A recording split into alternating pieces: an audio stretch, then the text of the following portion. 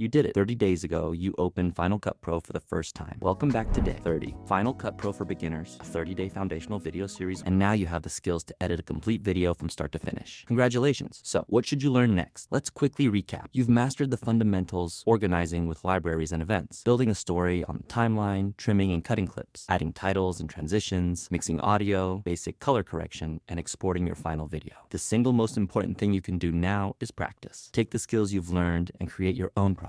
Edit a vacation video, a family event, anything. The more you use these tools, the more they'll become second nature. When you feel ready to move on, we have a whole playlist called Final Cut Pro Level 1, where we talk about a little more advanced stuff. We'll make sure to add the link below in the description. Remember, there are amazing free resources out there. The official Apple user guide is fantastic as well. Thank you for joining this 30-day series. You now have a solid foundation in video editing. If you ever need a refresher on the basics, the full playlist is always here for you. Now go create something amazing and tag me on my Instagram. I would love to see what you create.